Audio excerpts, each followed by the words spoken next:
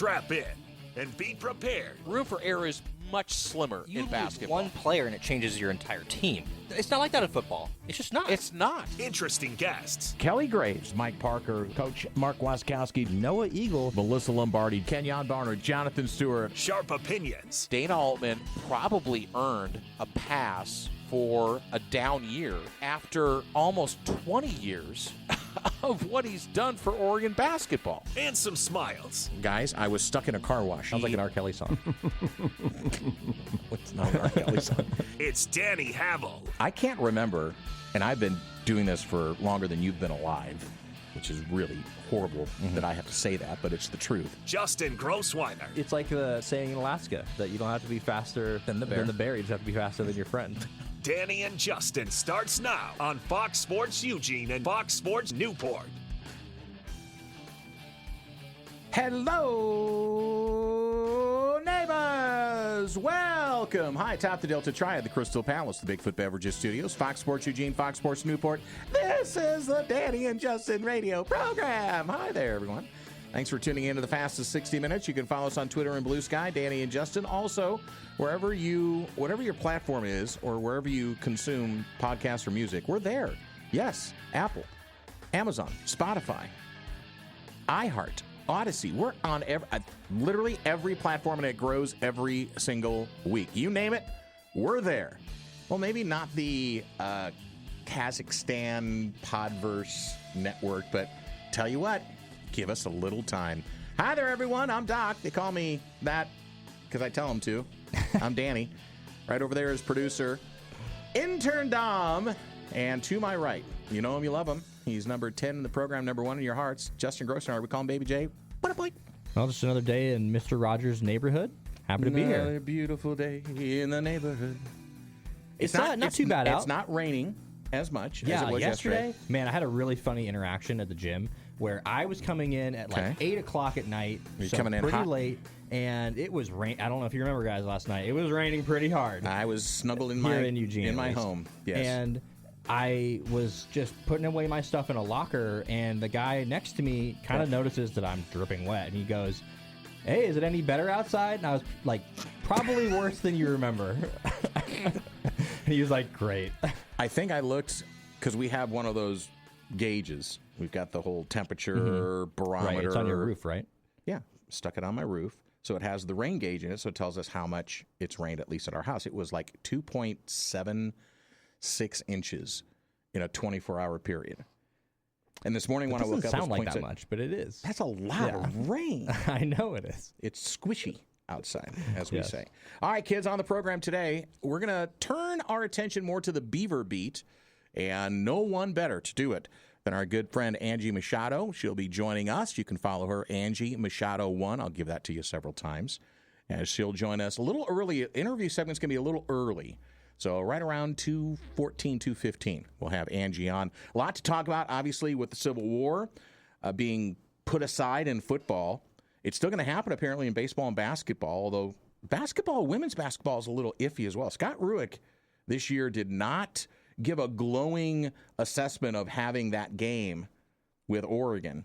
In fact, he flat out came out and said, I don't need to play this game right now. And I don't know if there's still that angst. There's still baseball being played, and those series aren't going to go away. Soccer, lacrosse, as far as I know, softball, all of those. In fact, Oregon men and women's baseball and softball will be playing Oregon State in the next couple of weeks. I think next week they're playing the first time, and then Oregon State will play up in Portland middle of April next month. Right, in 2 months now, because we're still in February, right? We're still in February? Correct. This is still the United States? February 24th. This isn't Russia? Nope. We're still in the U.S.? Okay, good. Glad to have you along here in the Valley at 102.9 FM, 1050 AM, and then out there on the coast, KNCU at 92.7 FM. Thanks for all the ships at sea that are listening on the coast. Wonder what the weather's like. And I wonder if there's any wine left in Newport after Steve and Kim were there with some friends at the Newport Seafood and Wine Festival, which I heard was fantastic, and the weather was pretty good. Weather was pretty good for part of the weekend. I don't know what happened. It just seems like the weekends recently have been when the bad weather has been coming. Nah, it doesn't do me any good.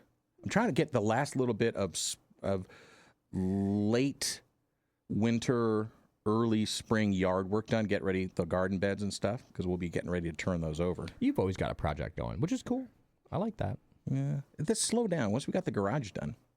By the way, I'm going to have a rant later on because I texted you and Goose last night because I should know better to get on my social media and look.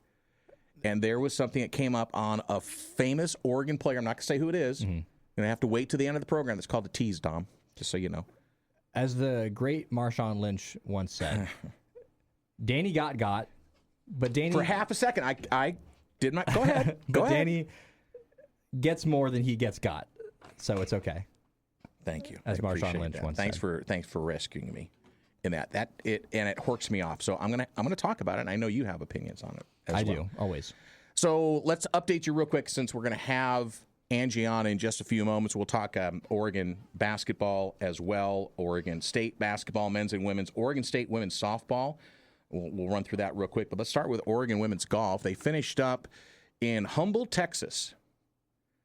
And Kiara Romero, she finished, I think, 8th last week as Tong An won the medalist honors for the Ducks in the first weekend. This weekend, Kiara Romero is the leader in the clubhouse and the medalist at the Chevron Collegiate Championships at Humboldt, Texas, as the Ducks as a team finished number 2 to North Carolina. The Ducks are 3rd ranked in the country. North Carolina, 16th ranked. North Carolina had an 11-under second round, and they ended up winning by 7 strokes. Is it 7 strokes? 6 strokes over the Ducks. But Romero, after a sparkling year last year, almost leading the Ducks into the national championship in the match play for the NCAAs, she fires a final round of 69, and so that makes, I think it was just 8 under or 9 under for the tournament. So she wins medalist honors. And Tong An finished second for the Ducks second in the Ducks. She finished in red numbers. Karen Su, Sophie Han, DeRay Chung all finished in the top 65 in the tournament. So Ducks, they got one. They're going to be in that Texas swing for a second, and then they'll come back home. Weather's not great at the golf courses right now. It is not. So we didn't mention this. We were talking a lot about the Mary Nutter where the Ducks were participating, Baby J. And Oregon State was also in the Mary Nutter. So I didn't understand this, but now I dug a little bit deeper into it. And the Mary Nutter is like, there are multiple sites, and there are like pods of teams that play each other at the different sites. And so there is, I think, 16 different teams that play in this tournament. It's pretty cool. And so Oregon State was in a different pod at the Mary Nutter. So they were also in Cathedral City last week where the Ducks were, but in a different area. The Ducks had a great showing, I think, because of the ranked teams that they beat, although they only finished 3-2. But the Beavs get a no-hitter, a no-no by Bailey Murray, and the offense dominated with 17 runs over Bethune-Cookman. They fell to Cal State Northridge 4-3 in their afternoon matchup, but good for Bailey Murray. And with that, she was named one of the WCC Player of the Week awards. And also, Jaia Butler, this kid, a junior from Rancho Cucamonga. That's so fun to say.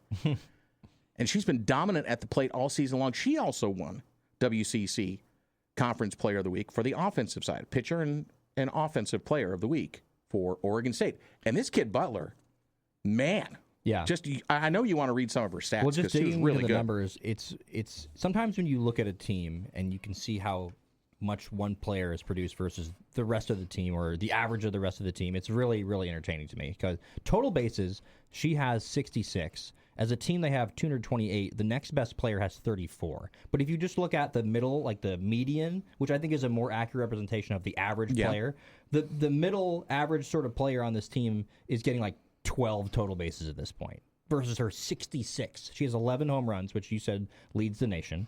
And that's out of their 23 total home runs, which is, I think, actually a pretty good amount as a team early on, which obviously she's carrying that. But I very, very impressive. 474 batting average. I mean, this is the type of player that you want in the middle of your lineup. And a kid from last year, she's already surpassed her entire season home run totals and RBI totals from a year ago. Which is crazy. And I just think that's how college softball is. That their development of players, it is not linear. It has never been linear. We can pretend like we know what's going to happen coming into the next season. No clue. And we never do. We never know. I think it's recency bias every single year, and we trick ourselves. And players like Jaya Butler and other players that we've seen, they just always come out and surprise you, and that's the fun of sports. So, good on them. We talk a lot about Oregon women's softball, and it would be fun because Oregon State and Oregon will play each other in softball. I think it's this week. They play March 4th. Okay, so next week. Thanks for correcting me. I know it was soon that it was coming up. So March 4th, and then they play the second half of a doubleheader on March 6th at the Jane Sanders Classic. okay, and we'll be talking more about softball as we traverse through the rest of this week because, again, you get to see your first opportunity with Melissa Lombardi's team at the Jane coming up this weekend as they host Stetson and Samford at the Jane, among others. When we come back, Angie Machado from Beaver Blitz. The schedule has come out. What about the Civil War game in football? It's off the table for the next couple of years. What does Beaver Nation think about this? We'll talk about that next with Angie on the Danny and Justin radio program. All right, my rant on false death proclamations on social media in the last segment. You are not going to want to miss this. On the Danny and Justin radio program. Stay tuned, friends. We'll also be talking a lot more baseball, softball, some basketball in there as well. Some more honors for Oregon State men's baseball. We'll discuss that in the last segment. But first, let's head on over to the Oregon Man Clinics hotline at 541-343-5673 from the Bigfoot Beverages Studios. A bright ray of sunshine through all the gray clouds and the rain. To the north we look. And the owner of Beaver Blitz, part of 24/7 CBS Sports, it is the great Angie Machado joining us. Angie, how are you today? I am great. How are you guys? We're fantastic. Good. Thanks for hopping back on with us. Good. So some things have Absolutely. some things have been happening. Some stuff's been going on. And the recent announcement that just came out a day or so ago, and apparently Rob Mullins and Scott Barnes could not come to an agreement on scheduling, and so no Civil War. We kind of knew this was going to happen, but it's now official, at least for the next 2 years. No Civil War. 2028 possibly could be the next time, but it's nothing definitive. What's the pulse and what's the take in Beaver Nation been on this? It's so crazy. I mean, when that came out yesterday, I was looking at both Duck and Beaver kind of reactions. Yeah. It's such a change, right? I mean, I love the Civil War. I've grown up an Oregonian my entire life. Mm-hmm. I went to Oregon State, so I've been around a long time. So from the 90s, 98 Civil War was maybe one of the best football games I've ever seen in person in my life. That game was the double overtime thriller that it was. So many great Civil War memories. Although now I think both fan bases are to the point they love the history. They love what the Civil War was. I don't think it's there anymore. You look at Duck fans and they're kind of like, okay, it's like an easy win for us. It's not even really a game. Beaver fans feel that, they love the history, but it's like, why? Why are we doing this? I think there's still some bitterness in Beaver Nation of why would we make it an easy game? Oregon chose to be a Big Ten school, let them play Rutgers. That is kind of the pulse around a lot of Beaver fans, right? Is why, if we're going to play a body bag game, then let's play it someplace that's a way better destination than Eugene. So there's, I think both sides have a point of like, why? Why do we continue it when it's such a rift? It's not even a close, there's not even the chance anymore. So, like I said, I think it's sad. I think that's, I think everybody's still mourning, not just the Pac-12 demise, but then the whole college football in general has changed so much in the past 5-6 years that I think there's a lot of kind of like, wow, kind of miss some of the tradition, but new traditions, new hopes. And, maybe we will see Civil War played one-off, different years, but it is sad that it's not a yearly thing.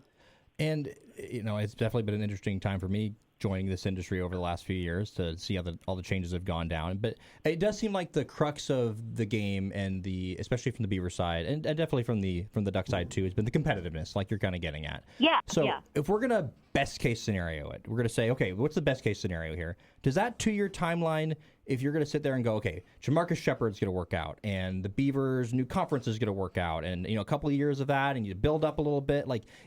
Is there like a chance that a couple of years from now we might see a potential game that could be more competitive? Or does it just seem like these two programs right now are just going in such opposite directions that even a couple of years from now, it's still going to be that kind of game where it's like, yeah, Oregon is probably going to get an easy win? Yeah, I mean, Justin, theoretically in your head, that's what you think. But with the portal the way it is, unless there's some changes to the transfer portal, I don't see it happening just because, Oregon State, you can build all you want and develop players, but as soon as you develop them, then you have schools, offering $300,000 to $500,000 to come be a backup, So at that level, Oregon State can't build something because they're constantly replenishing. It's constant, replenish mode. It's like I said, unless there's changes to the whole portal and how many times people, I think that whole Oregon State going out, finding the quote diamonds in the rough and building something. I think that's a tough road to hoe just because you can't build. It's harder to build. I shouldn't say you can't. It's harder to build because as soon as you start seeing success, those players are going to be poached to bigger programs. So I think it's just such a hard dynamic right now. Both schools, are clawing and fighting, or Oregon State's clawing and fighting. I just don't see unless massive changes come about, any kind of a level type playing field to make it even competitive. Angie Machado joining us from BeaverBlitz.com. You can follow her there, but also give her a Twitter follow if you want. Angie Machado, that's Machado with the number 1 behind it on the Twitter, and he joins us here on the Danny and Justin radio program. So let's talk about what we do know, and that's the schedule for Oregon State football. And this is not an easy start for Jamarcus Shepard as he unveils his era at Houston on September the 5th, then 2 home games against Texas Tech and a team in Montana that made it to the FBS semifinals, or the FCS semifinals last year, losing to Montana State, and a perennially great program. And they're going to have a new head coach as Bobby Hauck retires. So talk about how this schedule lays out, because I also want to talk about the end, where I think the Pac-12 did something I believe other conferences are going to start doing if they can. And we'll talk about it at the end. But first, talk about this first 3 weeks of this schedule. Yeah, the first 3 weeks is going to be tough. I mean, Jamarcus Shepard's not walking into some, cakewalk, easy schedule here. Yeah. On the road at Houston, starting off right on the road, and going to face former Beaver Trent Walker, who transferred in the offseason to Houston. So a little quick homecoming game for, Trent to see his former teammates coming to Texas. Texas Tech, obviously, is one of those new rich programs, lots of money, $40 to $50 million roster, it sounds like, from things I've been reading. It just, a lot on the upswing. And like you said, Montana, that's yes, a lower division, but always a powerhouse. So I like that 2 of those games are at home. I think that's big, but not an easy schedule at all when you look at how things shape up. And then you start, kind of digging in another non-conference with UTEP. And then you dig into that crux of the new Pac-10, Pac-12 schedule, going on the road to Fort Collins, Colorado State. And, you look at Oregon State and Washington State, I'd say, being the lone holdovers of the Pac-12 that has rebuilt this thing, they're going to have a target on their backs. They're the programs that have come in with more money, historically more money, backing, had those Pac-12 media deals of the past. So, everybody's going to be gunning for Oregon State and Washington State, who kind of I think of themselves more as the bully on the block. So go to Fort Collins, then you come back. San Diego State at home at Reser, I think is I'd rather play them at home than down in San Diego, although a trip to San Diego in October would be pretty nice. Be a bad way to go. Cougars at home, so Washington State comes to town, and then it gets tough. I look at it. You have Fresno State at Fresno, always a tough place to play. Yeah.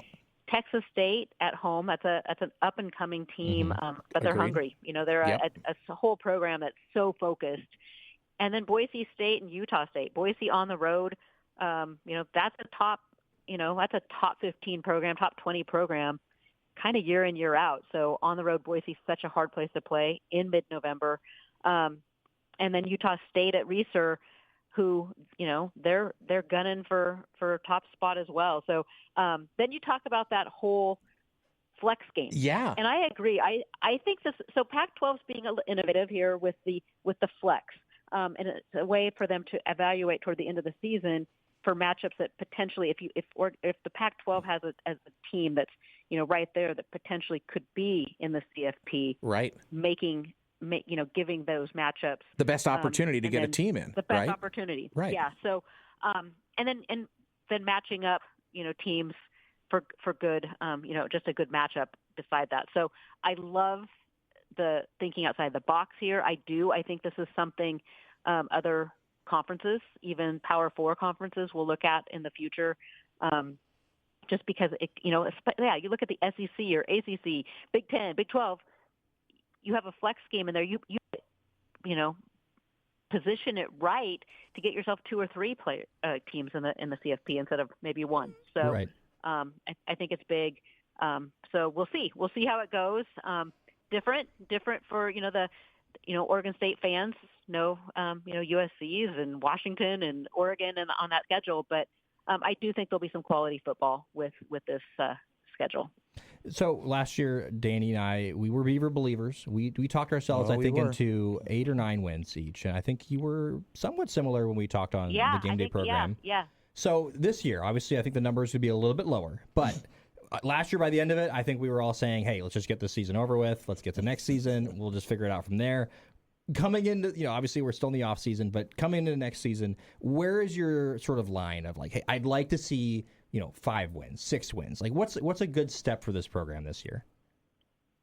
Well, I mean, new coach. I mean, I've been just starting going through spring previews position by position, and it's taking so much extra time just because this roster is completely flipped. So a brand new roster, a brand new coaching staff. I right now, before spring, before I've seen anything, I say 4. Try to get 4 wins, double what you got a year ago. I'm anxious to see. and it sounds really cliche, but I'm anxious to see what the culture is like on this team and what the motivation is, because Coach Shepard has such a energetic. He's fiery. Oh, yeah. He's a fiery coach. Different than Bray. I mean, Bray had his fire to him, but I think Coach Bray was one of these guys that kind of put his head. He's a hard worker. He puts everything he has into football coaching, and I think he just expected everyone around him to be in that same mindset. Right. Shepard looks in from what I've seen, appears to be a motivator and a coach. So, and not that I don't want to say Bray was not a coach, but you see kind of where I'm going with that. Totally. Just the totally. whole different. There's a different accountability. Workouts are different. It'll be interesting. I'm anxious to hear the things I've heard from players and family members is just it's night and day. But you hear that all the time. We always hear in the off season, workouts. Everyone's working hard and everybody's staying and everybody's working extra. Mood's good, locker room's good. I want to see it. I want to see what this mood is like. But I think 4 wins this year. Obviously Beaver fans want to see a lot more than that. I just think with so much uncertainty now. As we get closer and we get into August, maybe I'm singing a different tune and I say, this is a 6 or an 8 win team. But right now I think 4 is where I'm kind of putting my ceiling, or my floor, sorry.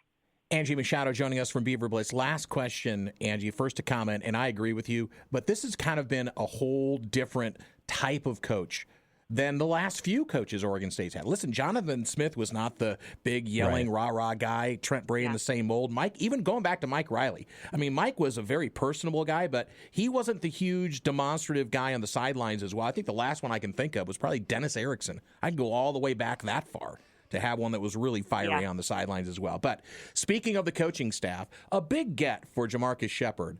And it's on the defensive side of football. Obviously, he's more familiar as being a wide receiver coach, an offensive guy. He brought in somebody on the defensive side of the football I think is going to really help this program. Talk about Mike McIntyre. Yeah, I think, that was one of the things we talked about with Bray. And you were so right on about the demonstrative. And, Riley, Smith, Trent, all Yeah. real more mild-mannered.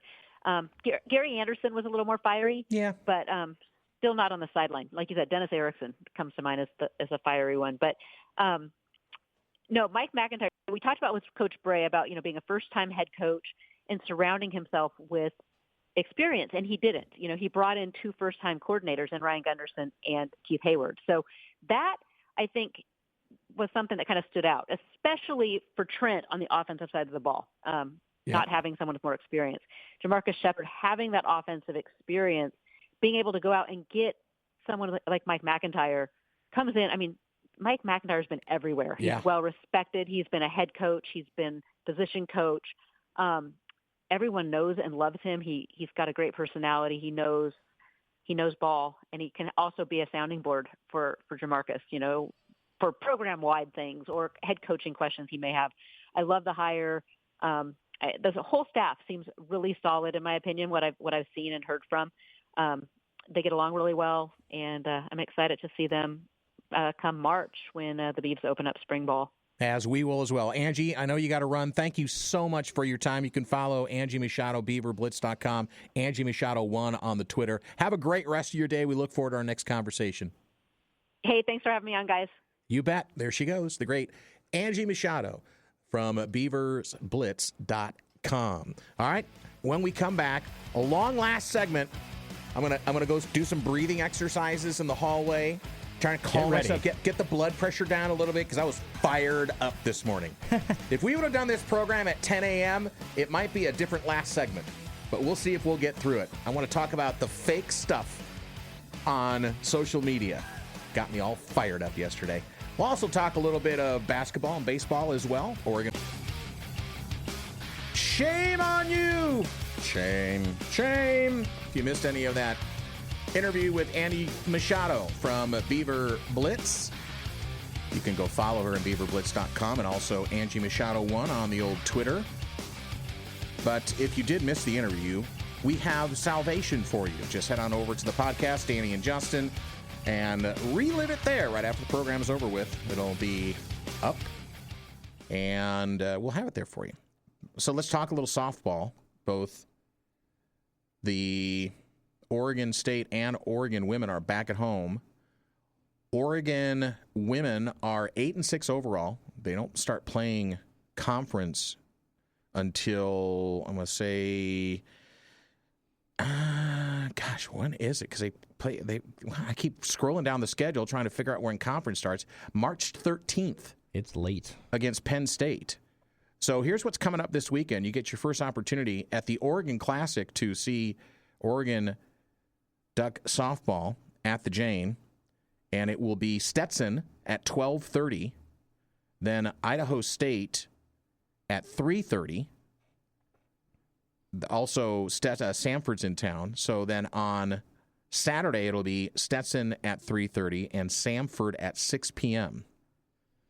And a lot of softball. A lot of softball because Idaho State, Stetson, Samford will also be playing each other in this little mini tournament. And then the single game will be March the 4th. It'll be the Civil War on the Diamond as Oregon State and Oregon will face off, but it will be up in Corvallis. And then the Jane Sanders Classic. Can I get into this real quick? Yeah. No, go ahead. I have thoughts on this. Nevada against Oregon State, Sacramento against Nevada. That'll be on Friday, March the 6th. I'm giving you the next 2 weekends of action. And then Oregon State and Oregon rematch, 3:30 on Friday, March the 6th. And then on Saturday, it will be Sacramento State against Oregon at 6 p.m. And on Sunday, Nevada against Oregon.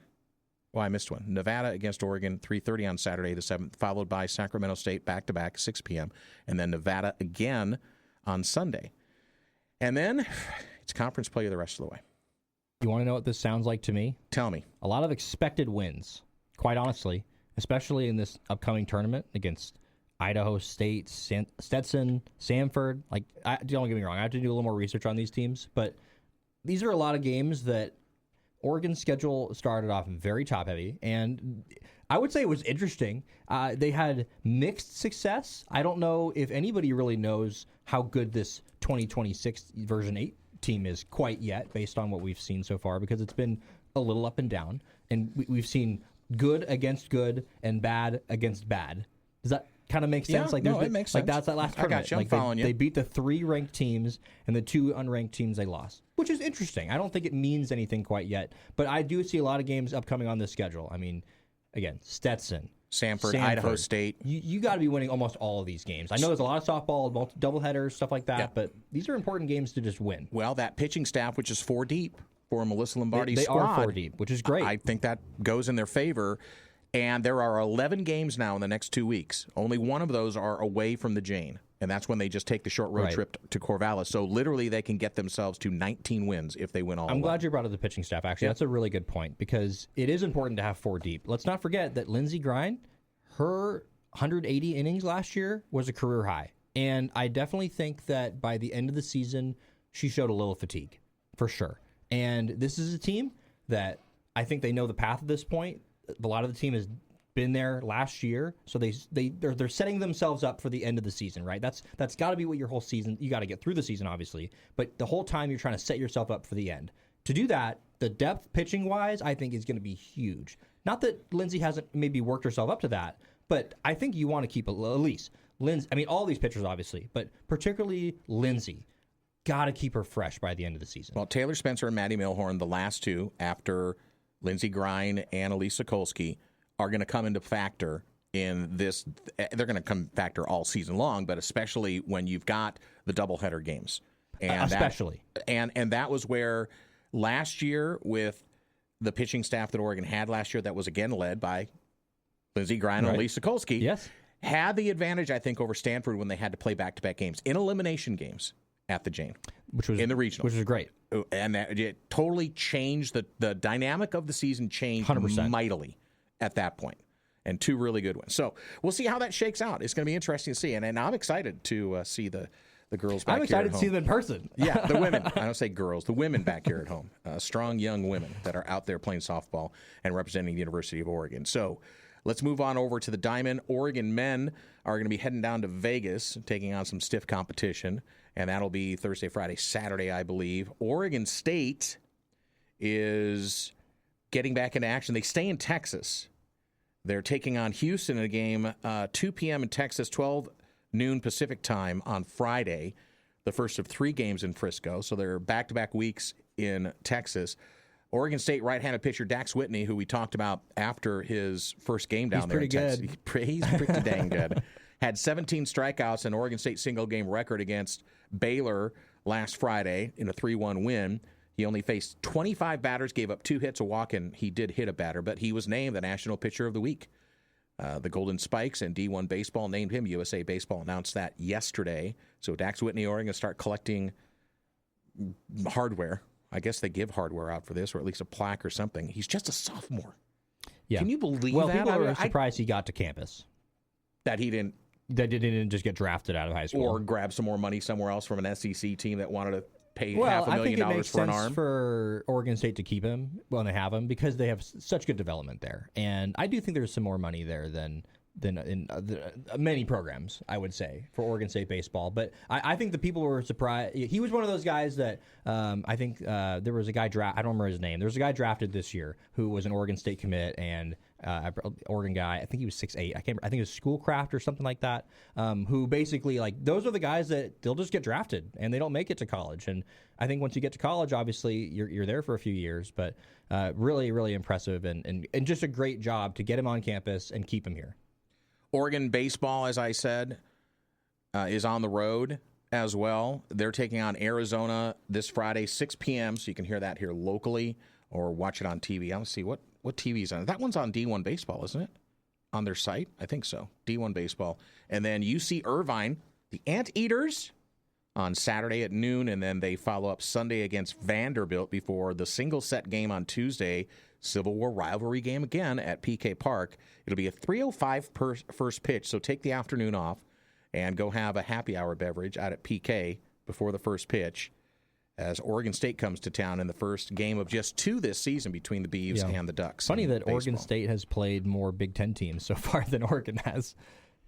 And they haven't. I don't think they've beaten one, have they? Well, they lost. They lost to Purdue, yeah. which was an upset in the making. Yeah, It was a then 5-3 game. Well, they did beat Michigan once. Did they? Oh, that's right. That was the first game. Yeah. So they've played. Okay. Man, they played a lot of Pac-12 and a lot of former Pac-12. I mean, a lot of former Pac-12 and current Big Ten. Michigan, Arizona, Stanford, Michigan, and then they played Purdue the last game of the Round Rock Classic. Which, by the way, yes, the Beavers also went 1-2 in the Round Rock Classic last year. So.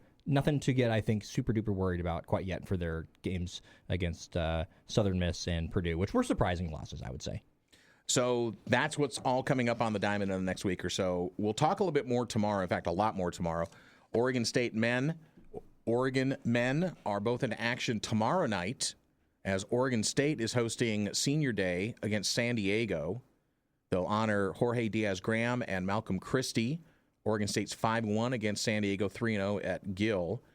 The Ducks, after that huge win for their morale, for their pride of the program against USC. I would love to debate about the word huge there, but I would say in this mire and muck of a season, going into the Galen Center, and now Dana Altman's squads are 10-3 against USC in a season that's been like this, scoring 7 points in the last 57 seconds. It's nice. To me, it doesn't really change anything. I guess that's sort of my argument. That, like, I think for most people it might. Maybe other people are looking at this and saying, well, hey, they got a big upset win. We needed to see this.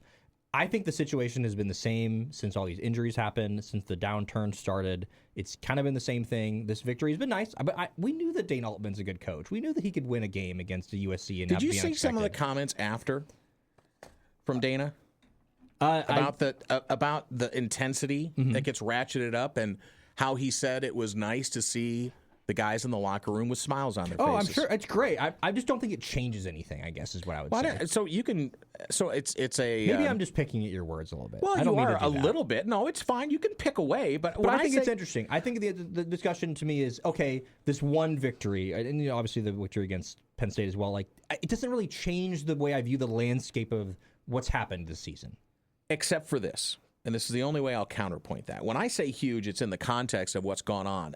They easily could have, again, after playing a hard-fought game up to that point with depleted resources, playing guys with longer minutes that haven't had a lot of exposure for the season, they could have folded like a cheap suit or a lawn chair, and they did not. They showed the resiliency.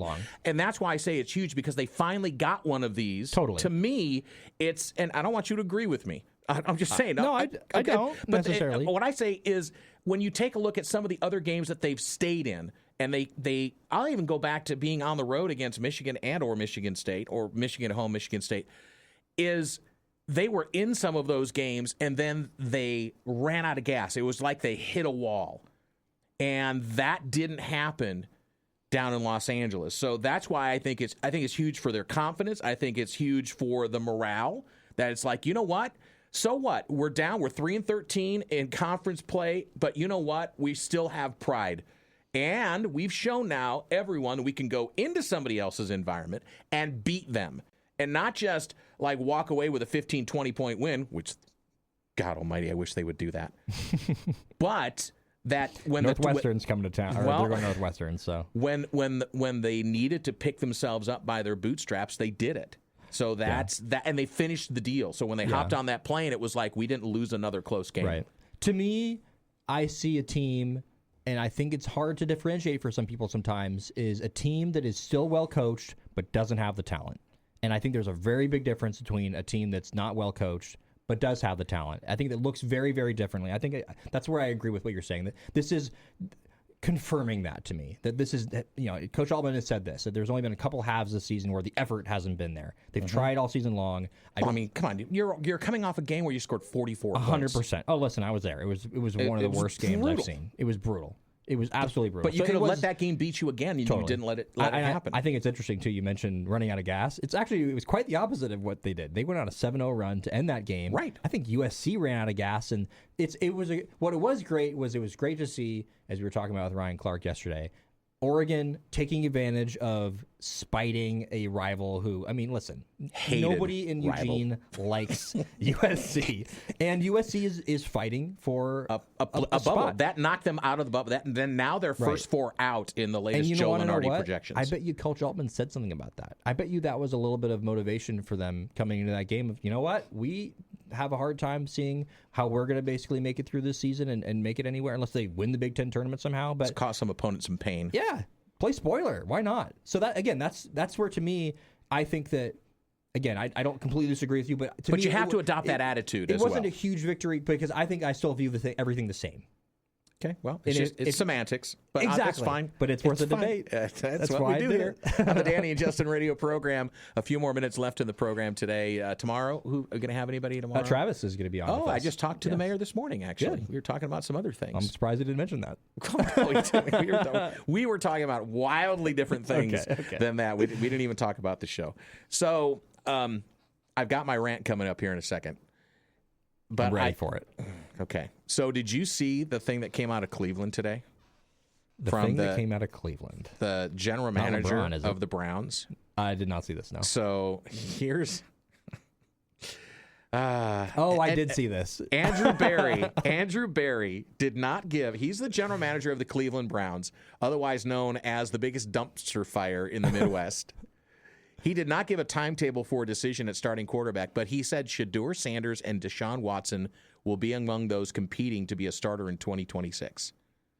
So what's interesting about... No, you know what? Great choices. You know what I say? Thank God for Dylan Gabriel. You know what? Because he's probably going to get traded to a team where he's going to get an opportunity to survive I hope so. The mess of what the Cleveland Browns are. And I agree. I am fine. And people will go, well, you didn't mention Dylan Gabriel. Go on your hands and knees right now and put your hands together and look skyward and go, thank you. Because by draft day or not before, he'll be traded for somebody and he'll get a better opportunity somewhere else. I mean, only thing I hope for him is he doesn't go to the Jets. Because that's probably the only worst place. That is the East Coast dumpster fire. What's the West Coast dumpster fire? The Raiders? Absolutely. But they're going to draft Mendoza. Right. So you don't want to sit behind him because he's going to be the star and the heir apparent to anything that they do. So and the Raiders are still they're of course we're the home of the Chargers. So I would like to see him go to a team like. I mean, I just throw it out there. I would like to see him go to a team like the Rams, where you've got a great offensive mind. 49ers. 49ers. Yeah. I mean, even like the Seahawks. Bring them back to the West Coast. Sure. I think Dylan needs to go somewhere to develop as a backup. I think that's the way that he's going to make the most out of his NFL career. He's probably never going to be a starter. And he'll be competitive enough, though. He'll push everybody in that room. Yeah. And smart enough. I think the only thing about Dylan that you can say is his size. I think everything else, I mean, I don't know if he's got the best arm strength either, but just between the ears, which I think is such a big part of playing quarterback. I mean, you see what the Broncos had to deal with this postseason. You need to have a good backup quarterback. It's very, very important. You never think it's important until you need one. Hey, listen, that could be a landing spot for him as well. You think Jarrett Stidham is going to be the backup forever in Denver? Listen, I don't think I'd want him as my backup because I know what I just saw from him in that really important game where he had to be a backup. I'd rather have a guy like Malik Willis, who I think is going to get paid a lot this offseason. Yeah, I think he's going to cash a check somewhere, basically. Well, he showed that he's progressed he's the Green Bay Packers backup. He had to get pressed into service because Jordan Love's been hurt the last couple of years. Exactly, and he played really well, and that just goes to show he played for Tennessee for a couple of years. It looked really bad for him. You couldn't even almost see the potential at times. And even though he has traits, but he goes to Green Bay and he's remade his career in 2 years. Well, and if as long as we're talking about backups and we can relate it back to Oregon as well, Marcus Mariota is going to get paid again as well. He absolutely really stepped in when Jaden Daniels went down. He kept Washington together and almost in every single game. Their defense was just horrific. Hence why they fired their defensive coordinator. It was just an odd year after last year where they played so well. And they were the darlings NFC of the NFL. Game, yeah, they were the darlings. I mean, everyone was like, oh my gosh, Washington. For 10 years. They're about to be in the Super Bowl. And then right back into the dumpster. Reality. That's the NFL, though. That certainly is. All right, we got a few minutes. I'm trying to limit the time because I could really get fired we could up. do some other things on the back end. It's all right. No, Go as long as we'll you be need. fine. All right, so I'm just going to make the cautionary tale to everyone out there because it's happened now, not just once, twice. It's happened several times, and I think it's happening all over the country in different spheres. But out here, it started weeks ago, and I've heard a lot of other crazy ones. Okay, one that Jerry Allen and John Canzano both had passed away. That went on social media. It was on Facebook and or Twitter. And apparently, I don't know if they're bots or whatever they're doing. Okay. There was one that Dan Lanning's wife, Sophia Lanning, was with child. Again, which I didn't see this one. I went into a dark, deep hole and asked, of questions. Not real stories. Not real story. This is make all that clear. fake. So last night, and I don't know why it stuck with me that it was true because I think this was why they did it. It was like it looked like it was coming from the Chargers organization. Oh. And so what was it really then? Was it just like one letter was off? Well, the thing was that it didn't mention anything about San Diego in it. And it was like Dan Fouts was never a part of the Los Angeles Chargers. Mm-hmm. Did it say Los Angeles Chargers Yes. and all that? So that's where you can kind of where peel that was it away. probably from? Tell me. Artificial intelligence. Okay, here we go. I'm just saying. But stop it with this stuff. And so it wasn't just me. I saw it, and I texted both Goose and Baby J last night. I'm looking at Dom right now. And I was just like, and you guys, no one came back to me and said, hey, dude, I researched this a little bit. It's false. You were probably playing video games. I was right in the middle of my your workout. Okay. Yeah. And then after that, you played video games. You didn't bother looking it up. But I didn't get I just believed you. I didn't get any pushback. But here was what started it for me was a couple of my friends, not just one, 3 different texts from 3 different individuals texted me to tell me that Dan Fouts had passed away. So they were reading the same thing. That's how they get you. And that's when and now if you go on right now, you won't even probably be able to find, and I think it was Facebook that it was on. So I'm not surprised. Dom, are you finding it? Are you looking at it right now? Are you seeing it? I tried to find it earlier today, and I could not find it anywhere. It enrages me when stuff like that happens. Because, Jerry Allen told me the story that his wife went to a store, and I'm sure he's not going to mind me telling the story. His wife went to the store after the whole thing came out, and Jerry had no idea what was going on. And she was getting weird looks from this person who would normally, come up and hug her, one of the people who worked at the local grocery store that they go to. And when his wife came back, she said, I had this weird interaction at the grocery store, and I'm paraphrasing it, obviously. So Jerry went back in a couple of weeks later, and the same person came up and gave a big hug and everything else. Said, I thought you were dead. Yeah. I think it just goes to... Do you find it? I found it. It was Chargers Blue Zone on Facebook, posted February 22nd at 5:44 p.m. Breaking news, farewell to football legend.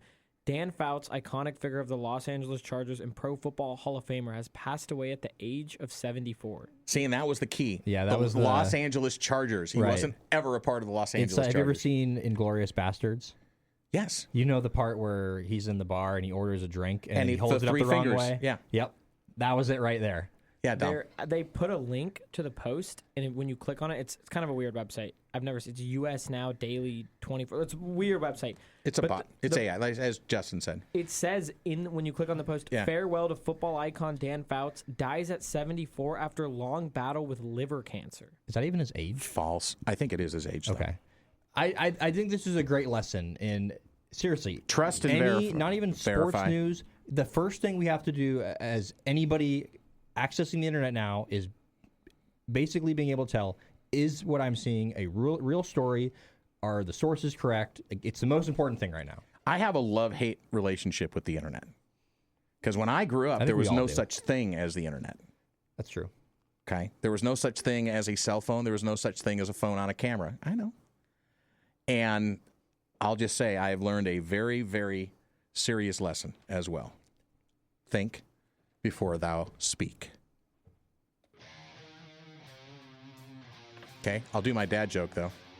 I'll just keep the music. No, it's fine. Keep the music. It's fine.